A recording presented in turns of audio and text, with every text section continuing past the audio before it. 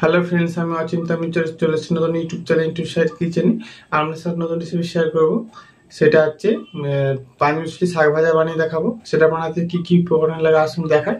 তার আগে একটা কথা বলে যে আমার চ্যানেল রেসিপিটা সারা আছে। আপনার যদি ভালো লেগে থাকে অবশ্যই লাইক কমেন্ট শেয়ার করবেন, বেশি বেশি করে শেয়ার করবেন। যদি আমার চ্যানেল নতুন হয়ে থাকেন তাহলে প্লিজ সাবস্ক্রাইব করে দেবেন, নিচে বেল নোটিফিকেশনটা অল করে দেবেন যাতে আমার ভিডিও আমাদের কাছে আগে পৌঁছে।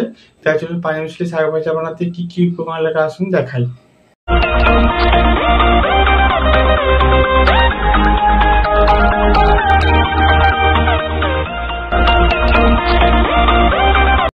পাঁচমিশালি শাক ভাজা বানাতে কি কি উপকরণ লাগে আসুন দেখাই। তার আগে একটা কথা বলে দিই, ভিডিওটা প্রথম থেকে শেষ অবধি দেখার অনুরোধ রইল।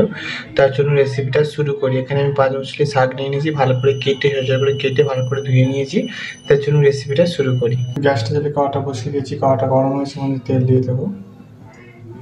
তেলটা গরম হয়ে গেলে এর মধ্যে দুটো শুকনো লঙ্কা, দুটো কাঁচা লঙ্কা, তিনটে চিড়ে দিয়েছি, পেঁয়াজ কুচি, শুকনো লঙ্কা, কাঁচা লঙ্কা, পেঁয়াজটা ভালো করে ভেজে নেবো। পেঁয়াজ লঙ্কাটা ভালো করে ভেজে নিচ্ছি। ওর মধ্যে দেবো পাঁচমিশালি শাকটা দিয়ে দিয়েছি, ভালো করে ভেজে নেবো। নিয়ে করে আমি একটু লবণ এখন দেবো না, শাকটা একটু কমে নেবো, তারপর লবণ দেবো।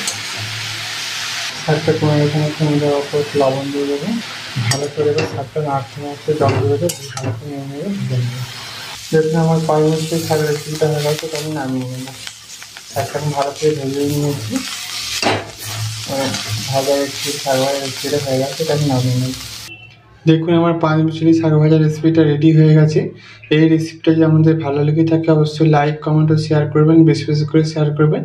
আর প্লিজ সাবস্ক্রাইব করে আমাদের পাশে থাকবেন। চলুন তা দেখা হচ্ছে নেক্সট ভিডিওতে। এরকম নিত্য নতুন ভিডিও পাওয়ার জন্য আমাদের চ্যানেলটাকে অবশ্যই সাবস্ক্রাইব করে আমাদের পাশে থাকবেন। চলুন তা দেখা হচ্ছে নেক্সট ভিডিওতে। আর আপনারা এবার পাঁচমিশালি শাক বাড়িতে বানাবেন। তো এটা আমি আমার মতো করে ভাজা বানিয়ে দেখিয়েছি, আপনারাও নিজের মতো করে ভেজে খাবেন। তা আশা করি ভালো লাগবে। তার জন্য দেখা হচ্ছে নেক্সট ভিডিওতে।